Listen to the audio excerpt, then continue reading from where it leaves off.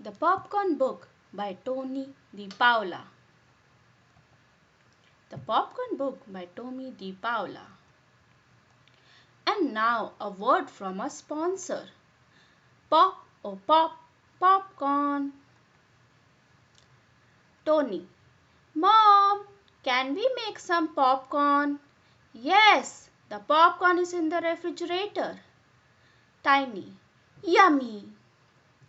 I wonder why Mom keeps the popcorn in the refrigerator. I don't know. I'll go look it up. Here it is. Popcorn is best stored in a tight jar in the refrigerator, so the kernels keep their moisture. Boy, this is interesting. Listen. Popcorn is the oldest of the three main types of corn.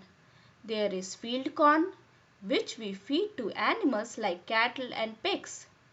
Sweet corn, which is the kind we eat, and popcorn, cooking oil. Popcorn was discovered by the Indian people in the Americas many thousands of years ago. One of the first sights Columbus saw in the New World was the Indians in San Salvador selling popcorn and wearing it as jewelry. First, I'll heat up the pan. But popcorn is even older than that. In a bat cave in New Mexico, archaeologists found some popped corn that was 5,600 years old. And 1,000 years old popcorn kernels was found in Peru that could still be popped. Now the cooking oil. The Indian people of the Americas had many different ways to pop popcorn. One way was to put an ear of corn on a stick and hold it over a fire. But many kernels were lost in the fire with this method.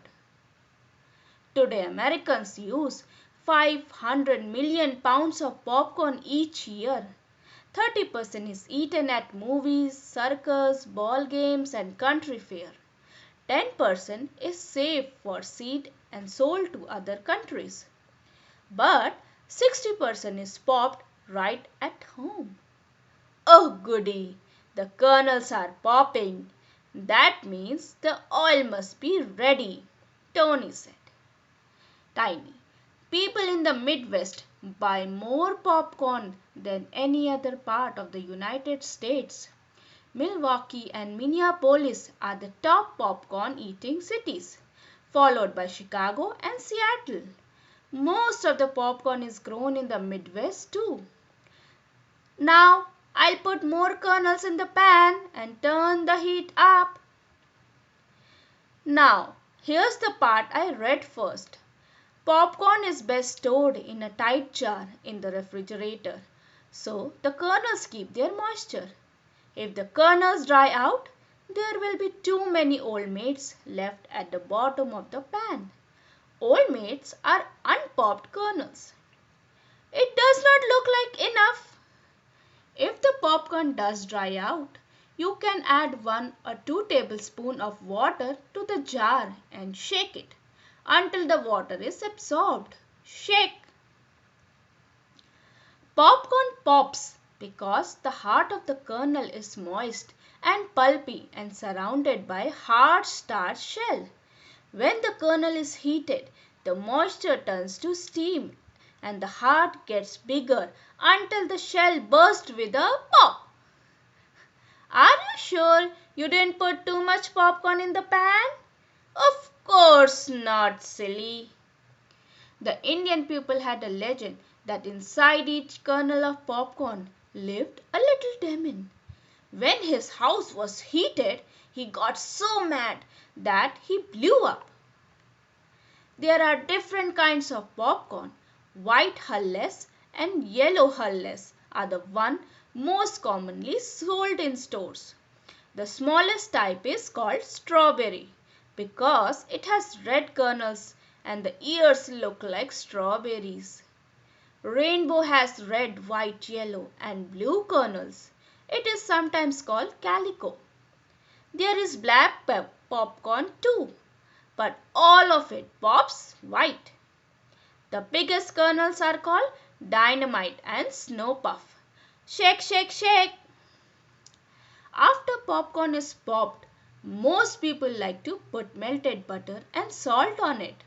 But if salt is put in the pan before the kernels are popped, it makes the popcorn tough. Shake, shake, shake. There are many stories about popcorn. One of the funniest and best known comes from America's Midwest. One summer, it was so hot and dry that all the popcorn in the field began to pop.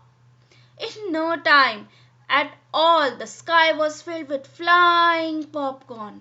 It looked so much like a blizzard, everyone put on mittens and scarves and got out the snow shovel.